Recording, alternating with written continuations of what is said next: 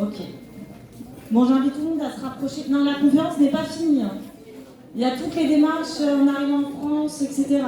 La sécurité sociale, l'hébergement, je pense que tout le monde est concerné par l'hébergement. Vous allez bien devoir dormir quelque part.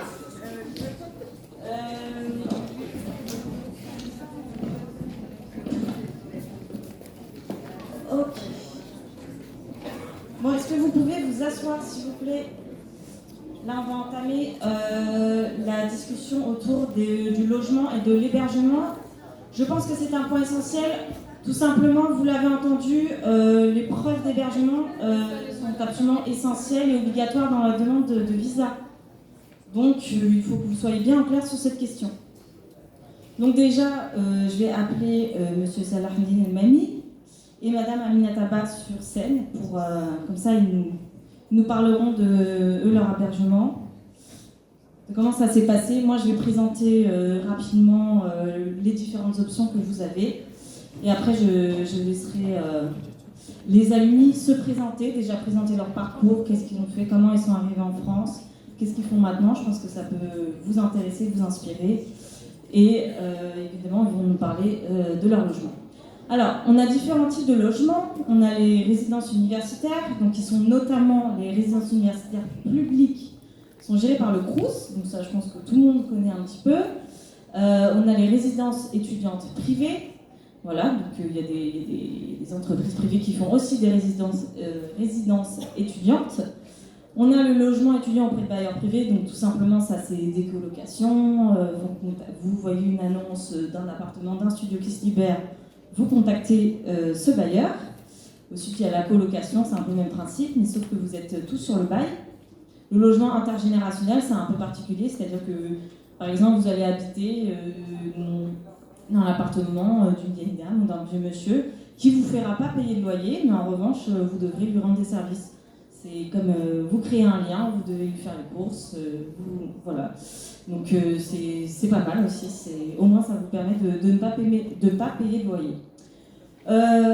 Il y a différentes aides qui sont disponibles en France une fois qu'on est arrivé en France avec le visa et qu'on est inscrit à l'université. Alors il faut obligatoirement avoir un garant une fois qu'on est inscrit sur un bail, il faut prouver au bailleur que vous êtes en mesure de payer.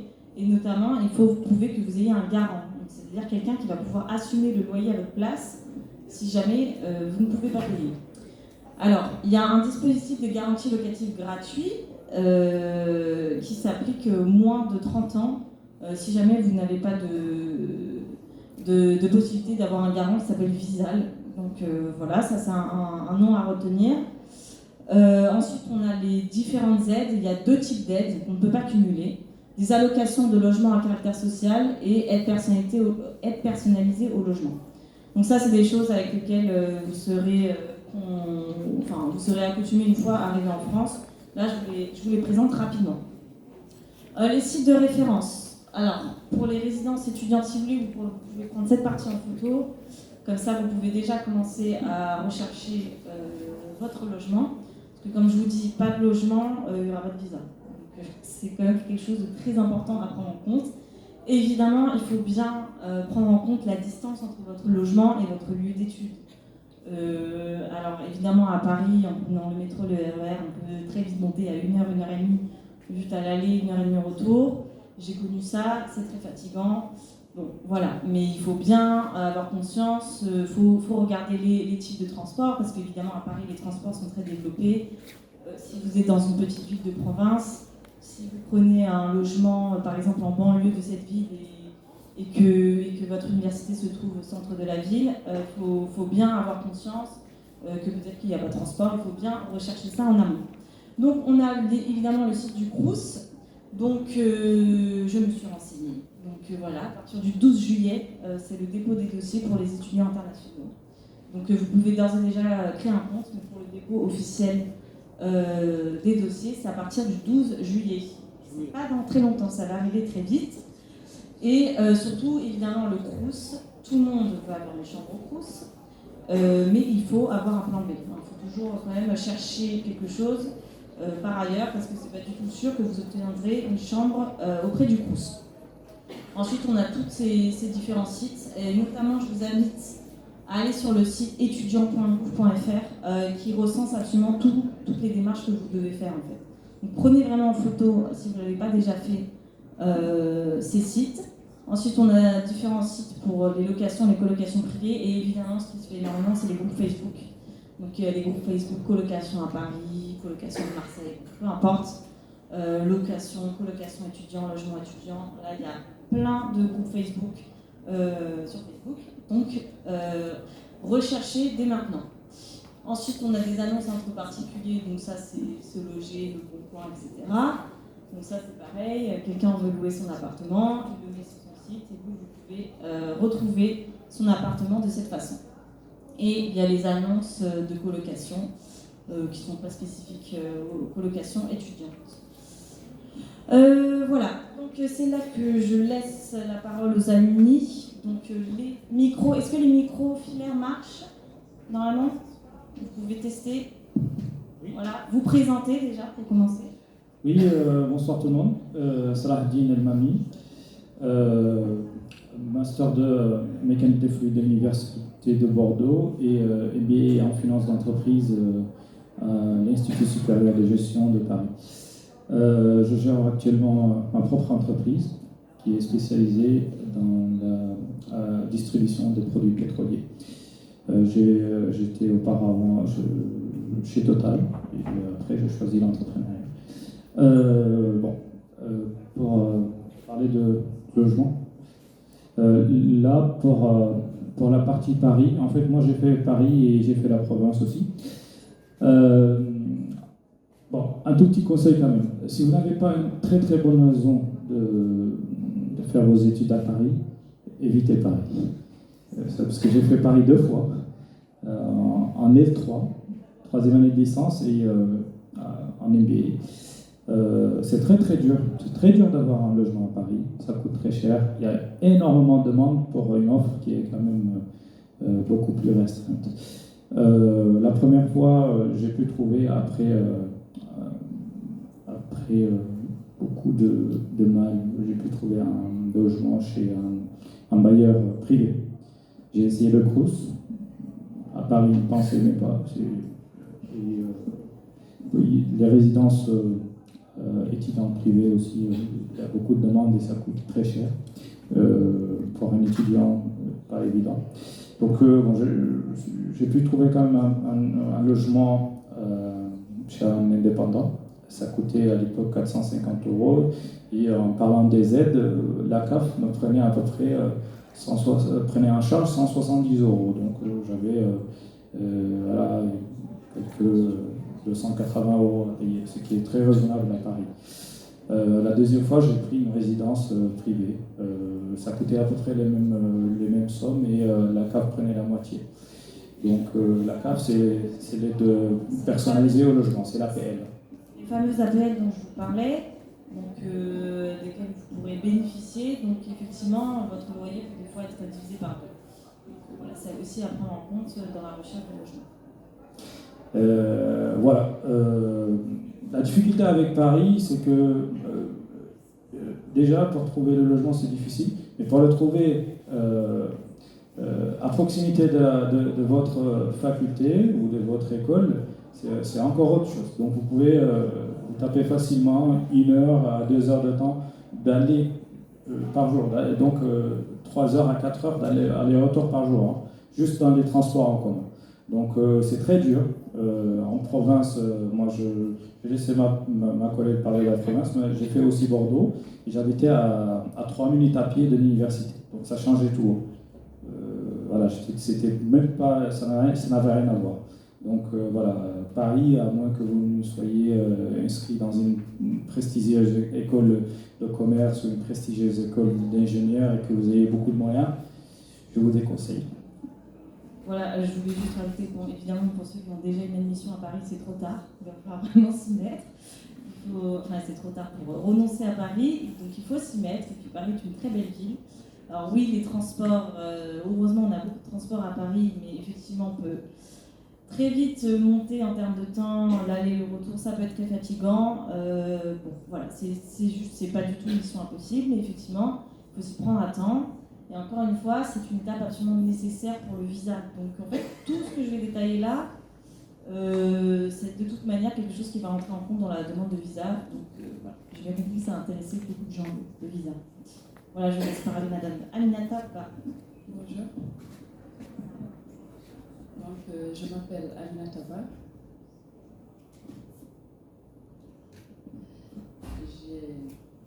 En fait, je suis allée en France en 2011 pour l'Orient. Ensuite, je suis revenue en 2014. Actuellement, je travaille au programme alimentaire mondial PAM. Donc, j'ai une licence en biochimie là-bas et une licence en nutrition appliquée. Quand je suis revenue, j'ai continué mon master ici en nutrition. Donc, j'ai eu la chance de trouver rapidement un job, qui est d'ailleurs très bien, alhamdoulilah. Par rapport à la province, donc, il a parfaitement raison, mais juste il a oublié de préciser que pour un étudiant qui n'a pas les moyens à 100%, par exemple, c'était mon cas, je devais vraiment travailler parfois pour subvenir à mes besoins. Donc, je partais souvent sur Paris les week-ends pour faire les petits jobs. Donc, il est plus facile de trouver les jobs à Paris qu'en province. Donc, à Lorient, quand je suis arrivée, c'était très difficile parce que je ne connaissais personne là-bas et j'ai eu beaucoup du mal à trouver un visa. Il y a quelqu'un qui a demandé est-ce qu'ils peuvent dire oui après un non. Donc, c'était mon cas. Mon visa a été rejeté, je me suis découragée, je n'ai pas pris le temps de chercher quelqu'un qui allait m'héberger ou un logement. Et quand j'ai relancé la procédure, j'ai eu un visa et je devais partir rapidement parce que l'école avait déjà démarré. Quand je suis arrivée, il y avait un Mauritanien. D'ailleurs, je pense que c'était le seul Mauritanien à Lorient, mais il habitait avec 2 Tunisiens. Donc, je vous dis, je ne dormais pas du tout la nuit. Ils m'ont hébergé environ 2 mois. C'était, connaissant notre culture, se retrouver d'un coup, je ne suis jamais sortie de chez mes parents, et se retrouver d'un coup habiter avec 3 messieurs, donc c'était difficile pour moi au début. Donc, heureusement que, je vous le dis parce que j'aimerais mettre en rigueur l'importance des assistantes sociales. Donc, j'ai été acceptée au Crous, malgré le fait que je n'ai pas pu faire la démarche avant d'y aller, à cause de mon cas qui était particulier. J'étais hébergée, je n'arrivais pas du tout à dormir, j'avais des difficultés. Et quand je suis allée voir l'assistante sociale de l'université, elle m'a soutenue et on a pu me donner une chambre de 20 mètres carrés quand même, au Crous. Et même, ils m'ont donné un job à l'université. Tous les midis, je faisais la plonge. Donc, par rapport au déplacement, donc c'est nettement plus facile en province qu'à Paris. Bon, j'avais le tram juste devant chez moi. Et c'est vraiment plus facile en province qu'à Paris. Mais il est plus difficile de trouver un job en province que Paris. Donc, je vous encourage. Mais je vous souhaite beaucoup de chance et il faut être très solide et ne pas oublier le but. Voilà, d'ailleurs, je vais rebondir. Bon, vous avez eu de la chance parce que 20 mètres carrés d'une chambre au Crous, c'est vraiment exceptionnel. Oui, j'en profite pour parler du travail qui est autorisé sur les visas étudiants. Donc, effectivement, vous êtes autorisé à travailler 20 heures par semaine. Vous pouvez effectivement travailler pour compléter, finir vos fins de mois, etc. Il ne faut pas compter sur ça pour remplir tous vos budgets. Il ne faut pas compter sur ça au moment de la demande de visa. C'est vraiment quelque chose de complémentaire. 20 heures, c'est beaucoup. Donc, sachant que vous devez vous adapter en même temps à un nouveau rythme de travail, une nouvelle ville, un nouveau pays, une nouvelle culture. Vous devez travailler à l'université. C'est pour réussir vos études, c'est le but principal. Donc effectivement, vous pouvez travailler, faire un petit job étudiant à côté, d'accord, mais vraiment, vous ne devez pas compter sur ça pour subvenir à vos besoins en France. Voilà. Oui, c'est sûr. C'était juste c'était juste pour redonner la bonne image à Paris, comme mon collègue l'a dit. Donc, c'est plus difficile de vivre à Paris qu'en province. C'était juste pour mettre quand même l'accent sur ça. C'est vrai, quand même, avant d'y aller, il faut les moyens, parce qu'on n'oublie pas l'objectif principal, ce sont les études, mais parfois aussi, on a besoin de rallonger les fins de mois. Donc, c'était juste comme ça. Juste pour préciser, en fait, c'est vrai, là, il est trop tard pour renoncer à Paris. Si vous êtes déjà inscrit à Paris, allez-y. Et puis, la majorité des écoles et universités les plus prestigieuses de France sont à Paris. Et voilà, les débouchés aussi sont meilleurs. Il y a beaucoup plus de chances. Et après, pour un étudiant qui n'a pas forcément les moyens, qui ne sait pas à quoi s'attendre, donc il vaut mieux être au courant de toutes les contraintes dès le début. Mais effectivement, Paris, c'est une très belle ville. Une fois qu'on y est, qu'on s'en est adapté. Voilà, moi je suis parisienne, donc vous n'avez pas le droit de critiquer Paris. Et non, évidemment, une grosse ville comme ça vient avec certains inconvénients, mais il y a beaucoup d'avantages. De toute manière, la France est un très beau pays, toutes les villes sont très belles. Vous pourrez le constater par vous-même. Ok, on va passer, alors j'invite les amis on va faire des petits allers-retours en fonction des thèmes. Je vais passer rapidement sur les prochains thèmes, ça c'est juste pour votre information, parce que je vais aborder des démarches qui sont obligatoires. Donc, une fois que vous êtes arrivé en France, que vous avez validé votre visa, n'oubliez pas, 3 mois après, maximum 3 mois après votre arrivée, c'est la validation du visa. Ensuite, vous devez vous inscrire formellement à l'université ou dans n'importe quel établissement dans lequel vous êtes inscrit. Il faut régler la CVEC, la contribution vie étudiante et campus. Donc là, il y a une petite erreur, c'est 95 € pour cette année, c'est plus 92 €. Certains, je sais, j'ai déjà vu passer des étudiants qui ont déjà réglé cette CVEC avant même de déposer leur visa. Au moins ça c'est fait. Et une fois qu'on a réglé cette CVEC, il faut régler les frais d'inscription. Donc là, je parle des montants uniquement à la fac. Donc si vous êtes inscrite ou inscrit dans une formation qui coûte 170 € par an, évidemment, il faut régler 170 € par an. C'est pour la licence. Certaines universités appliquent encore ce taux-là.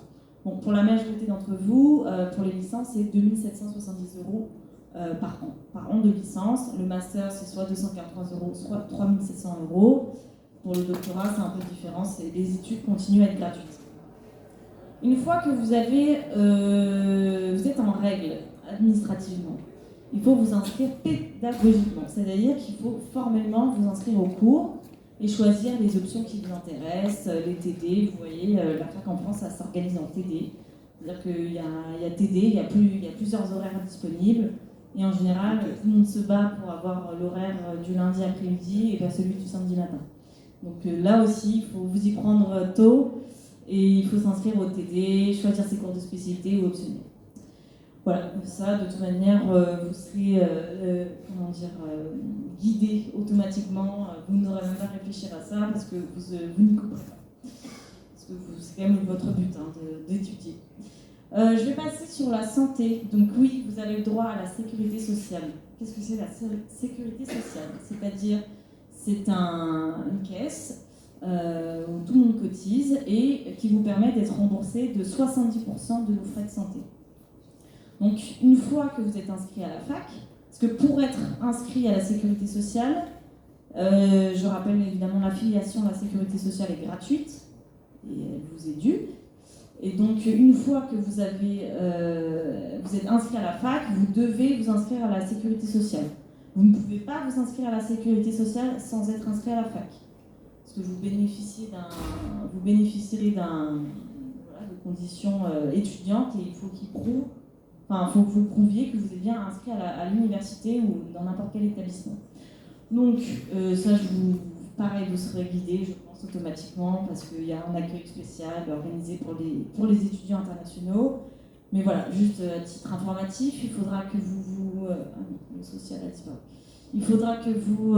inscriviez sur étudiantsétranger.amélie.fr. Amélie, c'est le site officiel de la sécurité sociale. Voilà, si vous voulez prendre ça en photo, ici, comme ça, vous avez déjà la référence. Donc, comme je vous dis, la sécurité sociale, ça vous permet d'être remboursé à 70% de vos frais de santé. Et pour être remboursé à 100%, vous n'êtes pas obligé, mais c'est conseillé de souscrire à une mutuelle étudiante, une complémentaire santé. C'est optionnel, comme je viens de le dire, mais si jamais vous arrivez à un gros pépin, malheureusement, vous ne serez remboursé que de 70% environ par la Sécu. La Sécu, comme on dit en France. À la Sécu, gentiment. Et si vous avez souscrit, donc ça veut dire que vous payez tous les mois, je ne sais pas, une certaine 5 ou 10 euros par mois, et vous serez assuré à 100%. Donc on a les mutuelles étudiantes, la SMEREP et MEVIA, et il y a des mutuelles privées. Voilà, est-ce que Mohamed Enfol voulait intervenir sur ce sujet? Est-ce qu'il a des anecdotes à nous raconter? Est-ce que c'est difficile de s'inscrire à la sécurité sociale? Parce que oui, la France, on aime beaucoup les papiers. On parlait de paperasse tout à l'heure. Alors, on est quand même passé au site en ligne depuis quelques années, mais je comprends que ça puisse faire peur. Hein. Il y a tout un tas de formulaires à remplir, même moi, des fois, je suis complètement perdue. Et donc, du coup, voilà. C'est pour ça qu'il faut s'y préparer et qu'on organise ce genre de conférence pour que vous vous rappeliez étape par étape ce qu'il faut faire en arrivant en France. Donc, déjà, je vous laisse vous présenter. Bonsoir, c'est Fall Mohamed. J'étais en France, j'ai fait mes études, j'ai travaillé un peu et je suis rentré depuis 3-4 ans maintenant. J'étais à l'université Paris-Est-Créteil, à la faculté de médecine, où j'ai eu mon master en biothérapie. Et pour vous dire, c'est un rêve, c'était un rêve pour moi, c'est un rêve pour vous et c'est réalisable. Je suis né dans un village à côté de Rosso qui s'appelle Tougué, une famille modeste, une famille polygame, comme vous le savez. Après mon bac, je suis parti à Dakar et de Dakar, j'ai pu avoir mon visa ici à Nouakchott pour aller continuer mes études en France. C'était pas évident, j'étais pas boursier. Tout ce qu'ils ont expliqué ici, presque comme difficulté, c'est des choses que vous allez vivre. Mais il faut croire en votre rêve pour pouvoir réaliser ce parcours-là, d'aller en France. Pas pour un diplôme seulement, pour vous former, pour vous forger, puisque moi, c'est ce que j'ai pu avoir. Je me suis formé en France, j'ai pu avoir mon diplôme, mais aussi, c'est un pays où vous allez beaucoup apprendre. Pour revenir un peu sur la santé, c'est quelque chose de très... qui n'est pas... Si vous êtes étudiant, la santé, vraiment, ce n'est pas une priorité. Hein. Vous allez, avec le rythme du temps, vous allez vivre des cours, surtout à l'étranger, en France, le job étudiant, vous êtes parfois obligé, si vous êtes boursier, parfois vous êtes obligé de travailler à côté pour pouvoir arrondir vos fins de mois. La vie en France est difficile, surtout, pour préciser, moi j'étais à Paris, comme l'a dit mon ami Salahdine, c'est très difficile la vie à Paris. J'ai pu avoir en parallèle un job étudiant à l'université qui m'avait permis de louer ma première année, de louer une chambre. La deuxième année, j'ai pu avoir une chambre au Crous. Voilà, peut-être que c'est le job étudiant à l'université qui me l'avait facilité. C'est une chance. Alors, la santé, comme elle l'a expliqué, notre camarade, vous avez la sécurité sociale à payer dès votre inscription administrative. Pour valider votre inscription administrative, c'est obligatoire. Pour les moins de 25 ans ou 26 ans, je crois. Puisque plus de 26 ans, vous serez inscrit à la sécurité étudiante, sécurité sociale. Non, maintenant tout est uniformisé.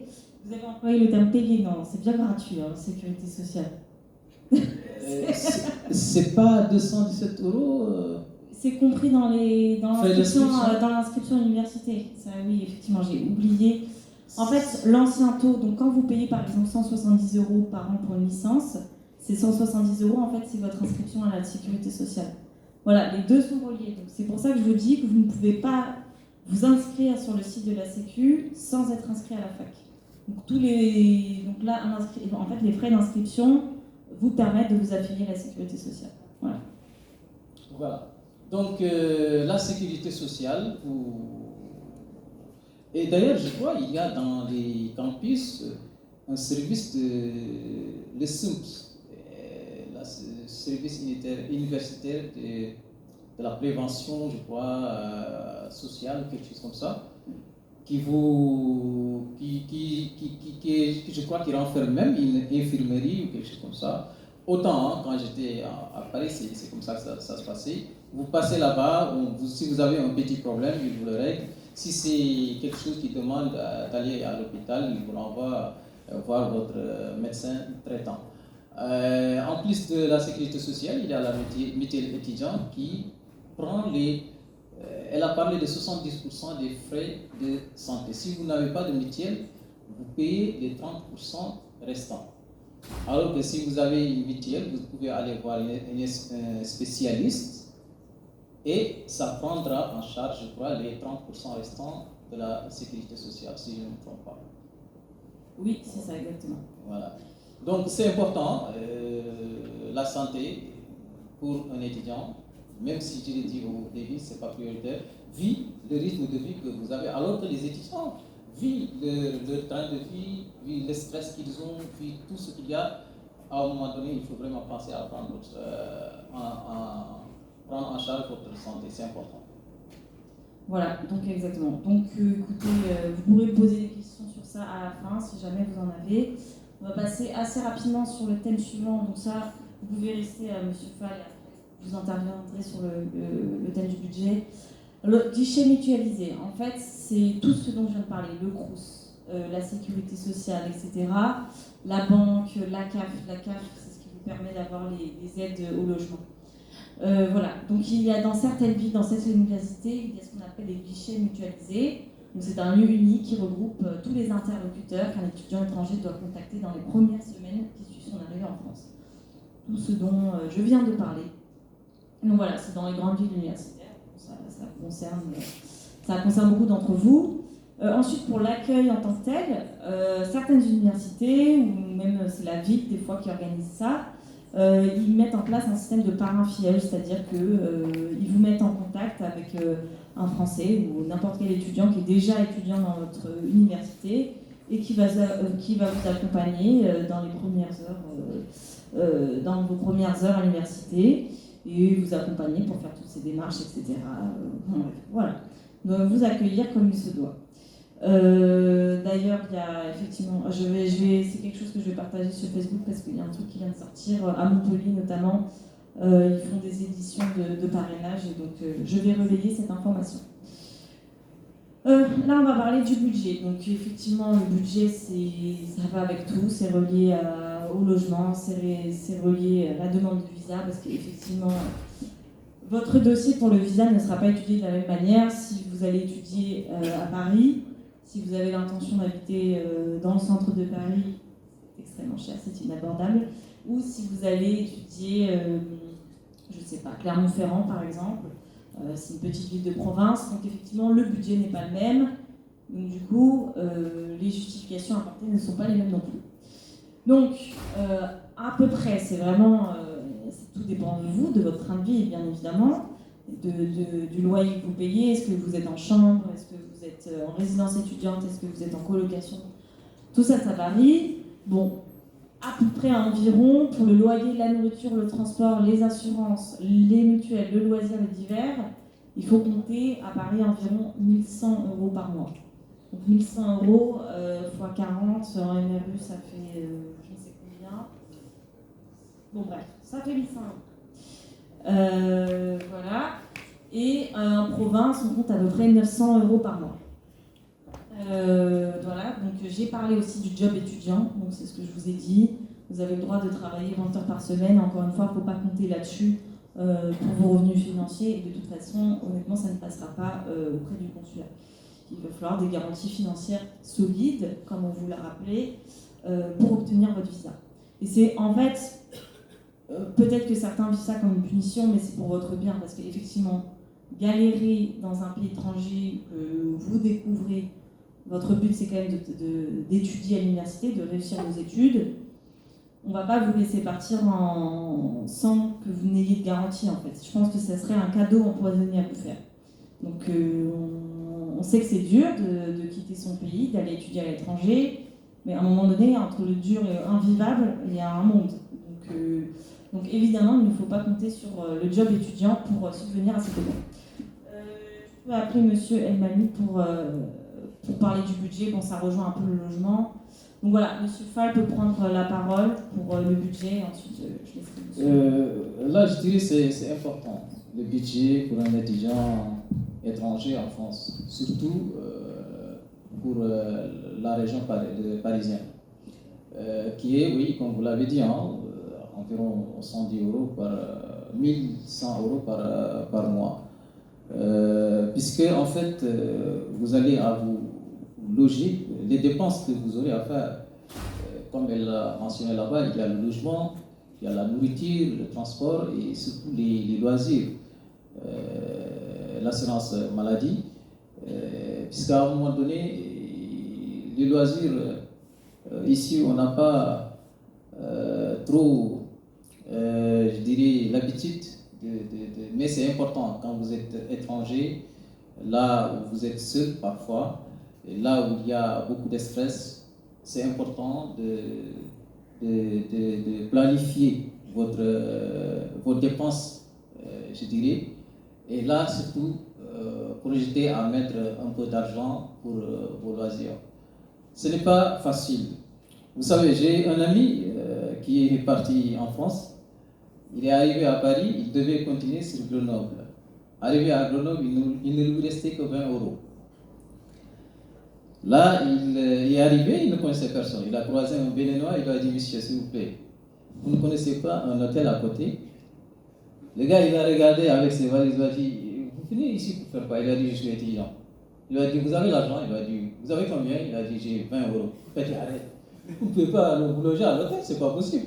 Écoute, il y a des centres d'hébergement en fait pour des SDF. Le monsieur, il a fait 2 semaines. Chaque soir, il vient, il a son repas chaud, il dort. Le lendemain, il prend ses affaires, il va à l'université. Après que ces problèmes sont réglés, à chaque fois qu'il marchait avec ses amis étudiants, il croisait des SDF. Hey, mon ami, comment vas-tu? C'est réglé maintenant. Les gens lui disent: mais comment tu as fait pour connaître ces gens-là? Quand il leur dit que j'ai passé 2 semaines à dormir avec eux, les gens n'en croyaient pas.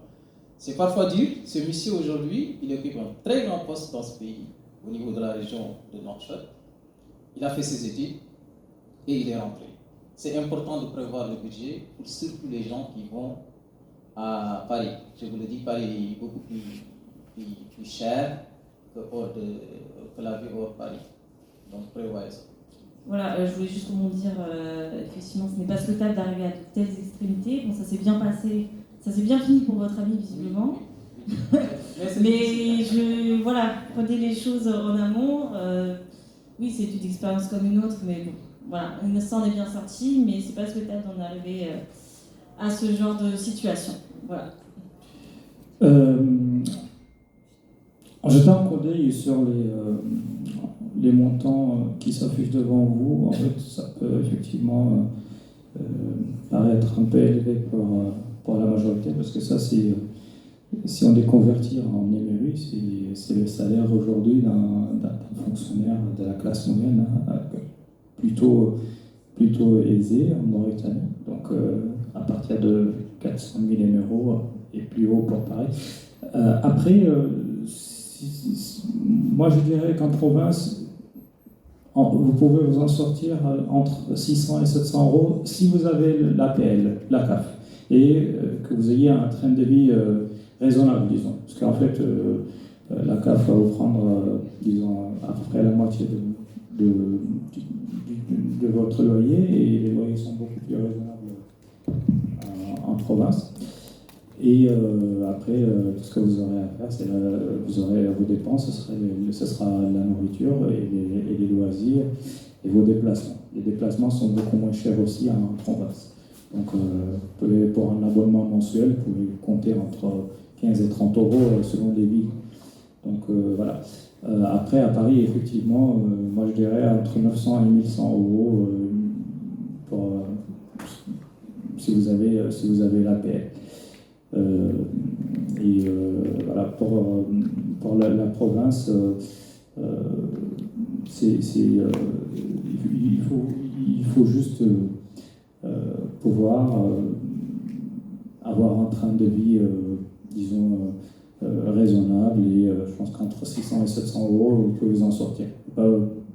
Pas forcément aller jusqu'à 900 euros. Parce que les 615 euros qui sont demandés sur l'attestation, je pense qu'ils sont basés sur des études plutôt. Voilà. Non. Oui, alors voilà, effectivement, là on a mis des chiffres, quand je dis vraiment en tablant haut, c'est vraiment pour vous préparer, pour que vous prévoyez quand même d'avoir des loisirs. Ce budget comprend une mutuelle, donc vous n'êtes pas obligé de souscrire à une mutuelle. Les loisirs, voilà, tout dépend de ce que vous faites. On sait très bien que être étudiant, c'est pas la grande vie, le grand train de vie tous les jours. Ça, c'est exactement la même chose pour les étudiants français. Donc voilà, bon, après il y a beaucoup de choses qui sont abordables en tant qu'étudiant comme loisir, j'en parlerai tout à l'heure. Mais voilà, donc ça effectivement ça vous paraît très haut, mais ça c'est vraiment pour pas que vous ayez une mauvaise surprise en fait, tout simplement. Mais vous pouvez effectivement vous en sortir pour beaucoup moins. Du coup, je vais parler de l'adaptation du cycle du choc culturel. Vous pouvez tous rester sur scène parce que après vous allez tous parler, vous, de votre propre adaptation. Donc, on identifie environ 4 phases. Alors moi aussi, je suis à l'étranger en ce moment. Pour moi, c'est l'étranger ici. Donc, je n'ai pas encore vécu toutes ces phases. Peut-être que ça va venir. Mais j'ai aussi, moi aussi, fait mes études à l'étranger. Je suis partie de France à un moment donné. Donc, toutes ces phases, je les ai connues. Donc, il y a la première phase, donc on pourrait appeler la lune de miel. Donc, c'est les découvertes, l'enthousiasme, la fascination, etc. Vous découvrez un nouveau pays, vous découvrez une nouvelle culture, vous n'avez pas vraiment le temps de réfléchir. En plus, vous devez faire toutes les démarches dont on vient de parler. Tout est merveilleux. Ensuite, il y a la phase numéro 2. Alors, peut-être que tout le monde ne connaîtra pas ces phases. Peut-être que quelqu'un n'aura jamais de choc culturel. Ça m'étonnerait quand même, mais il est possible que vous ne viviez pas toutes ces phases, mais ça c'est la théorie. Donc la deuxième phase c'est donc le choc en lui-même. Donc là vous pouvez vous sentir un peu frustré, vous ne vous faites plus d'illusions, vous avez ce qu'on appelle le mal du pays, donc vous voulez rentrer en Mauritanie, vous avez perdu votre repère, effectivement, la France c'est très différent de la Mauritanie. Il y a encore, Paris, c'est encore autre chose. C'est très dense, il y a beaucoup de gens, beaucoup de choses à voir, des très hauts immeubles, etc. Donc effectivement, ça peut vous faire un choc. Ensuite, on a la phase 3, donc c'est-à-dire que notre morale commence à remonter. Donc c'est le moment de l'adaptation, c'est-à-dire qu'on intègre ce nouveau mode de vie, on se dit ok, en France, ça se passe comme ça, etc. Voilà, vous commencez à avoir une vie quotidienne, à croiser des gens, à connaître des gens, à avoir déjà vos magasins préférés, faire des courses par exemple. Tout ça, ça fait partie des nouveaux repères et qui va vous permettre de surmonter vos études. Et ensuite, il y a la quatrième phase, la phase de maturité. Donc vous, effectivement, culturellement, la Mauritanie et la France, vous le savez tous, c'est très différent. Vous commencez à accepter ces différences sociales et culturelles. Et aussi, c'est important d'apprendre à vivre avec sa propre culture, mais dans celle du nouveau pays. Voilà. Peut-être, madame, vous pouvez monter sur scène aussi pour témoigner à ce propos. Comment vous avez vécu votre arrivée en France? Voilà, je laisse monsieur Fall, tout le monde témoigner sur ce sujet. Je pense que c'est important. Vous allez vivre ce choc. Quand on quitte Nouakchott pour aller dans une ville comme Paris, vous êtes fasciné. Surtout dans le milieu estudiantin, vous allez rencontrer beaucoup d'autres cultures, beaucoup d'autres personnes. Mais la France, c'est un beau pays. En tout cas, moi, c'est un pays que j'aime. C'est un pays qui m'a beaucoup appris. C'est un pays où facilement vous pouvez vous adapter. Mais arrivé en France, dites-vous quelque chose, vous êtes là pour apprendre. Vous êtes là pour des études. Participer à la vie estudiantine, aux vies sociales, puisque vous en rencontrez à l'université comme dans les campus, comme dans le logement, mais aussi intégrer les associations. Il y a des associations estudiantiques que vous allez rencontrer dans presque tous les campus. Et juste avant de finir, vous souhaitez bonne chance et vous dire ce qu'un grand chanteur disait. Il disait que en Wolof, Jom Moy Tukki, Waye Kulu Moy Ibisi. C'est-à-dire, c'est le courage de relever des défis qui voyagent, mais c'est des valeurs de fierté qui poussent au retour. Après vos études, revenez, le pays a besoin de vous. C'est la jeunesse qui construit le pays. Venez participer à l'effort de l'écologie. Si vous ne le faites pas, personne ne le fera à votre place. Merci. Merci. Donc, personnellement, moi, je pense que j'ai vécu toutes ces phases. Donc, elle l'a dit. Hein. Déjà, arrivée à Paris, j'étais très enthousiaste. J'étais fascinée par la beauté de cette belle ville. Par rapport au choc culturel, c'est une expérience que je n'oublierai jamais, je pense. Bon. Après, je me suis vite adaptée. Hein. Arrivée à Lorient, parce que j'ai passé une seule nuit à Paris et je suis partie à Lorient. Quand je suis descendue et sortie de la gare, j'ai vu à l'arrêt de bus une vieille dame en mini-jupe. Donc j'ai dit, oh, celle-là, elle peut être ma mamie. Comment on peut s'habiller comme ça à cet âge? C'était vraiment le choc culturel pour moi. Je suis restée des minutes à l'observer comme ça, bouche bée. Donc c'est une chose que, après, quand je me suis habituée à la vie en France, c'était devenu tout à fait normal pour moi. Mais moi, je portais des mini-jupes. Mais vraiment, c'était le premier choc que j'ai vécu. Donc c'était le choc culturel pour moi. Donc il l'a dit, hein, ayons le courage d'aller étudier et surtout revenons pour construire notre pays. Merci. Merci beaucoup. Oui, effectivement, la majorité des étudiants vont passer par ces étapes-là. Moi, j'en fais partie. Effectivement, je suis arrivé à Bordeaux, j'étais mineur, j'étais jeune, j'avais 17 ans. On en a parlé tout à l'heure, c'est très difficile pour moi parce que je ne pouvais rien faire sans mon tuteur. J'avais bien aimé la ville au début, je découvrais plein de choses, j'étais enthousiaste. Et j'ai eu des gens, des locaux qui m'ont aidé dans l'installation, dans l'inscription une fois installé. En fait, les 2 premiers mois étaient très difficiles. J'avais le mal du pays et je découvrais un autre monde. J'étais pas prêt, j'étais très jeune. J'avais 17 ans et à un moment, je voulais carrément décrocher, je voulais rentrer au pays. À la fin, j'ai pu résister et après, voilà, la phase d'adaptation a commencé. Et après, aujourd'hui, Bordeaux, c'est une ville que je visite à chaque fois que je rentre en France, que je pars en France. Donc voilà, j'ai bien aimé la ville. Et voilà. Après, si j'ai un conseil à vous donner quand même, une fois arrivé, parce que ça ne va pas être facile, ayez un local, un résident local, une connaissance de la famille, si vous en avez, qui va vous accompagner lors de vos premières démarches. Pour l'inscription, la recherche du logement, le déménagement, c'est beaucoup plus facile si vous avez quelqu'un, un résident devant vous ou un local qui va vous aider. Ça va passer beaucoup plus facilement. Et voilà. Après, pour un dernier conseil, j'insiste là-dessus, c'est le plus important pour moi. Choisissez vos études en fonction du marché du travail dans lequel vous aurez à évoluer. C'est pas évident pour tout le monde, parce qu'il y a plein de gens qui viennent avec des spécialités qui n'offrent pas d'opportunités de travail en Mauritanie si vous retournez au pays. Donc si vous voulez devenir docteur, médecin, ingénieur, administrateur public, choisissez votre spécialité dès maintenant. C'est maintenant que ça se passe. Pas après 3 à 4 ans. Donc c'est aujourd'hui que vous choisissez votre projet d'études. C'est votre projet d'études et il faut qu'il soit bien planifié en amont pour que le jour où vous décrochez votre diplôme, vous puissiez être inséré professionnellement, rapidement et correctement.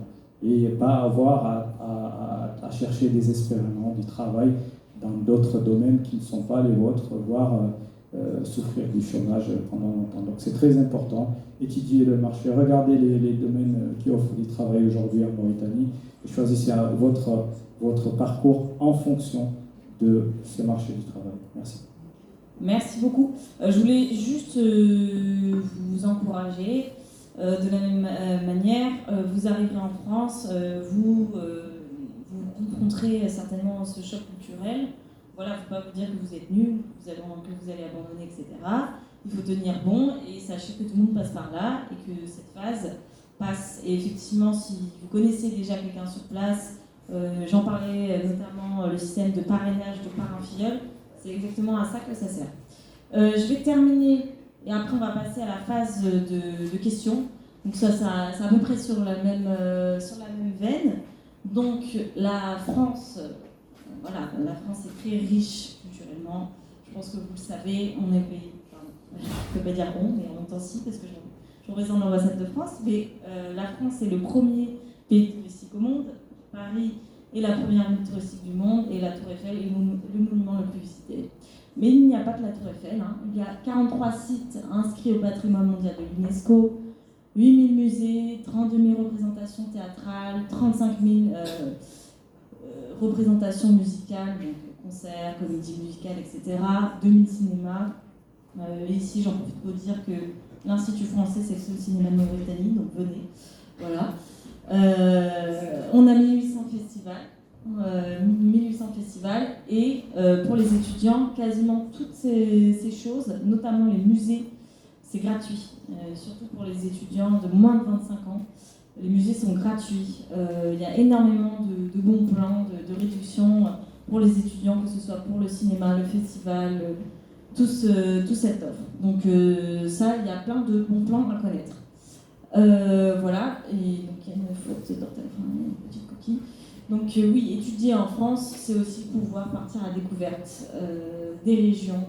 Voilà, donc la France, c'est un pays très varié au niveau des paysages. Vous avez la montagne, la campagne, la mer, les grandes villes.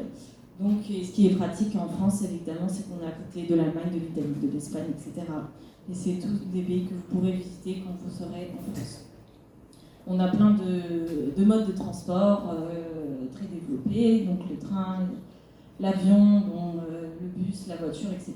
Il y a des systèmes de covoiturage pour partir en week-end. Si par exemple vous voulez partir en week-end, voilà, 100 ou 200 km de votre lieu de vie, vous pouvez, c'est très facile, voilà. Et il faut bien vous rapprocher, ça serait quand même dommage de rester en France et de ne pas pouvoir visiter, de ne pas pouvoir accéder à tout ce que la France peut vous offrir. Donc effectivement, rapprochez-vous des associations et des organismes qui organisent des voyages, etc. Et surtout, ça peut être parfois à bas prix pour les étudiants. Voilà, oui, alors ça, je parlais des ressources. Donc effectivement, tout ce dont je viens de parler, tout ce dont on a parlé, dont on a évoqué, toutes ces choses, on peut les retrouver sur le site de Campus France, sur le site de Campus France officiel.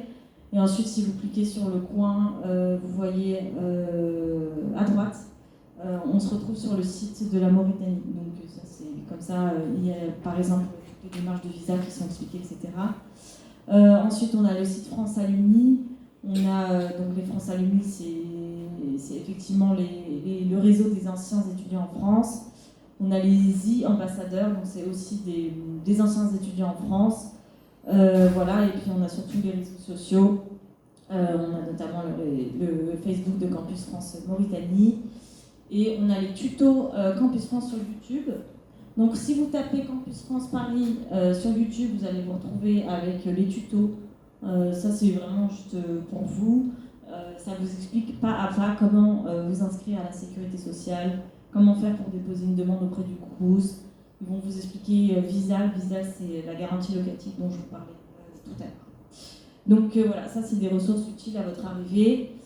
Voilà, bonne chance. Écoutez, moi je vous laisse avec... Enfin, non, je vous laisse pas, je reste là. Si vous avez des questions, c'est le moment d'en poser et nos anciens étudiants qui sont ici pourront vous répondre. Est-ce que quelqu'un a des questions ?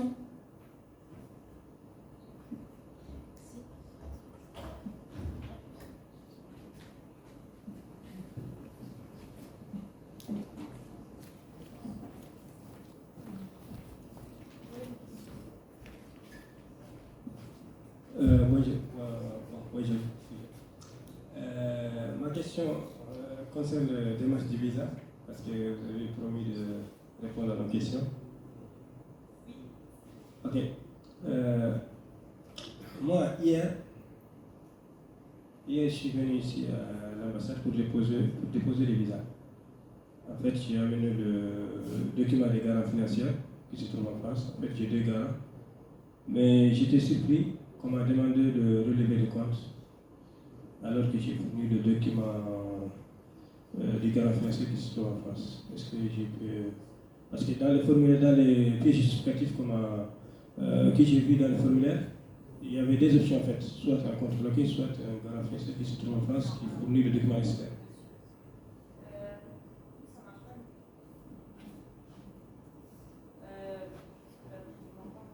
Le garant financier, effectivement, s'engage à vous prendre en charge financièrement. Pour avoir la preuve qu'il puisse vous prendre en charge, il faut bien avoir des relevés de compte à son nom. L'allumer.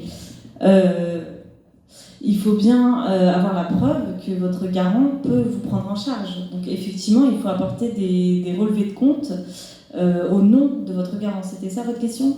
Non. En fait, j'ai donné tous les documents parce qu'il y avait l'attestation de prise en charge, le relevé de compte, la d'imposition et tout les dossiers en fait.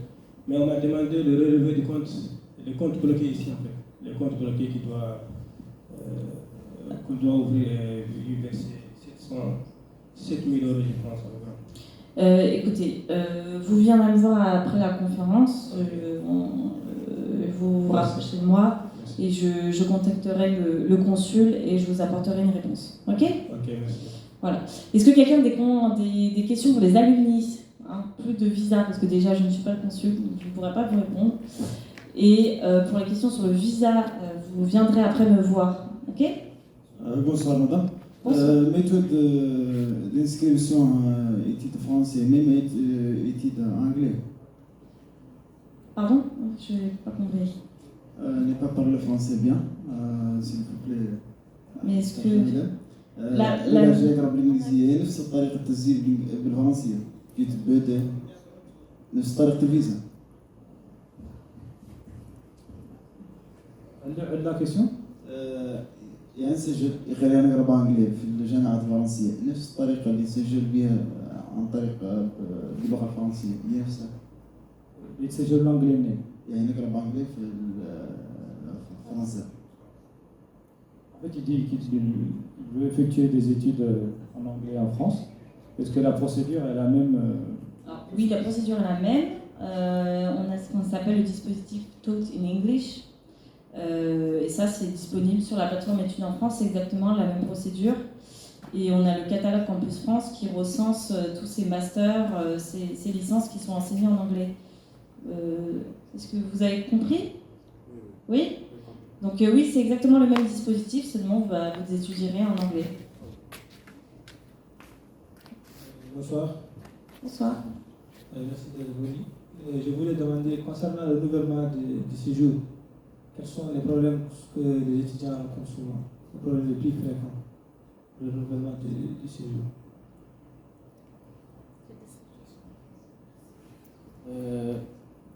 En tout cas, à Paris, si vous réussissez vos études, vous renouvelez, je ne sais pas si ça passe, oui, vous renouvelez facilement votre titre de séjour.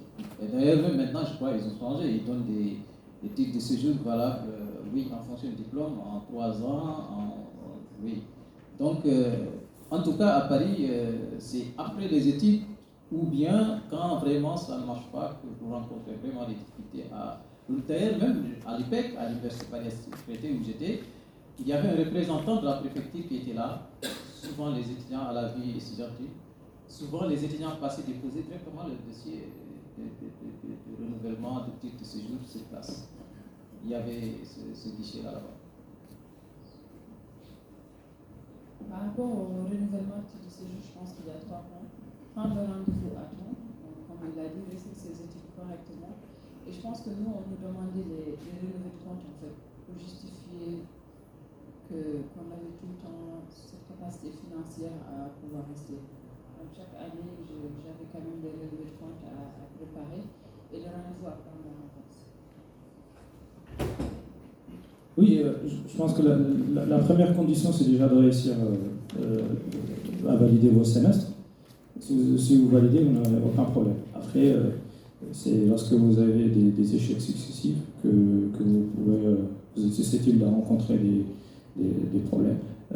Après, effectivement, comme il a... Mais je me rappelle que c'est à partir, pour mon cas, c'est à partir du master qu'on m'avait délivré une carte de séjour de 2 ans. En licence, c'était renouvelable toutes les années. Toutes les années. Et en fait, il fallait apporter effectivement la preuve de la validation de l'année et des ressources. Les ressources, c'était l'attestation, la fameuse attestation, pour moi en tout cas, c'était la fameuse attestation des 615 €. À l'époque, c'était 500 et quelques, mais ça a été mis à jour après. Mais effectivement, la première condition, c'est de valider les semestres. Mais voilà, il ne faut pas non plus être dans l'illusion. Vous êtes là pour faire des études, réussir vos études. C'est pas parce que vous avez obtenu une fois un visa en France qu'après vous pouvez faire n'importe quoi. Là, vous êtes là pour faire vos études. Donc effectivement, la première condition, c'est de bien travailler, d'être sérieux et de valider ses semestres. Voilà. Est-ce que quelqu'un a une autre question pour les alumni? Non? Est-ce que quelqu'un veut, parmi les alumni, veut rajouter un petit mot pour la fin? Parce qu'il est déjà relativement tard, ça fait déjà 2 heures qu'on est là. Voilà. On va juste vous remercier de cette réunion et dire à nos jeunes qu'à un moment donné, il faut que nous prenions nos responsabilités. Nous tous, on a été en France pour aller apprendre, pour des diplômes. Mais si vous voyez la majorité, je dirais, des Africains qui partent en France, ils sont très bien accueillis. Je ne dis pas que la France, c'est un très beau pays. Moi, j'aime la France en tout cas. Le choc culturel que l'on a parlé tout à l'heure, moi, je l'ai eu quand je suis revenu. Au village, on m'appelle Baïtoubab. Parce qu'à un moment donné, il y a une façon de faire, il y a une organisation que j'ai apprise en France, que je pratique dans ma vie de tous les jours et qui me va très bien et qui, à un moment donné, ne m'empêche en rien d'être mauritanien, d'être walo, de vivre ma vie traditionnellement, je dirais, en tant que musulman et tout. Mais il y a certains, c'est un choc pour eux. Ils vont t'appeler le toubab. Alors que non, c'est une autre manière de faire les choses bien, de faire bien les choses. Une autre manière. J'aime bien les Français, vous savez pourquoi? Parce qu'ils sont cohérents. Le Français, tu peux venir lui dire des choses, il sait que tout ce que tu lui dis là n'est pas vrai, mais tu es tellement cohérent qu'à un moment donné, il accepte ce que tu lui proposes. Donc à un moment donné, il faut vous mettre en tête que vous allez, mais à un moment donné, il faut revenir. Moi, c'est souvent ce que je dis. Parce qu'à un moment donné, je suis revenu avec un projet qui s'appelle Gibon Project, peut-être que certains connaissent, qui est une organisation internationale créée par un ami, un jeune sénégalo-américain qui s'appelle John Nyang, pour aider les jeunes africains. Celui-là, il a travaillé avec Barack Obama, il avait toutes les cartes en main pour rester aux États-Unis et faire la belle vie. Mais il est revenu pour investir surtout au Sénégal et partout en Afrique avec cette organisation pour former les jeunes en entrepreneuriat, pour former les jeunes en leadership, pour en fait à un moment donné dire aux jeunes africains que sans nous, l'Afrique, on n'ira nulle part. C'est à nous de construire notre continent, c'est à nous de développer nos pays. Mais aller chercher de la connaissance et rester là-bas, alors qu'eux, à un moment donné, peut-être qu'ils ont besoin de nous. Mais je crois que nos pays ont plus besoin de nous que les Français et Américains. Voilà, c'est tout ce que je voulais vous dire. Et vous encourager et vous dire bonne chance à tous.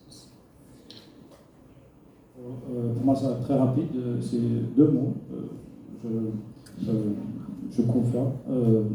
Revenez après les études et bien choisir votre projet d'études.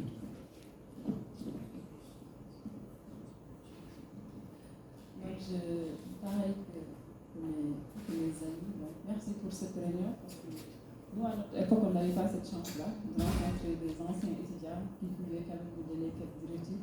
C'était vraiment une découverte. C'était se lancer, c'est l'inconnu. Donc merci pour cela. Je trouve quand même que vous faites beaucoup d'efforts quand même par rapport à cela pour aider nos jeunes frères et sœurs. Donc, mais comme ils l'ont dit, on insiste beaucoup.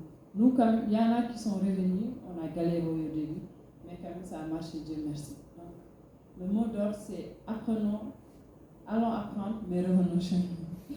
Merci. Ok, merci beaucoup aux alumni qui ont accepté de témoigner et de vous aider, de donner leurs conseils. Merci à vous pour votre attention. C'était vraiment long, mais c'est vrai que la partie visage, tout le monde est en plein dans les démarches visa, donc ça prend du temps. Vous retrouverez les alumni plus fréquemment maintenant, j'espère. Voilà, donc je pense qu'on en a terminé. Et puis, de rien, j'espère que ça aura été utile. Campus France, on va organiser des petites sessions plus intensives en petits groupes, des ateliers de préparation au départ. Donc vous serez tenus au courant sur notre page Facebook. Donc voilà, tous ceux qui veulent venir pour une question visa, je vous donne le mail, vous écrivez sur le mail et je vous réponds au plus vite. Voilà, merci beaucoup. Merci à tous, bonne soirée.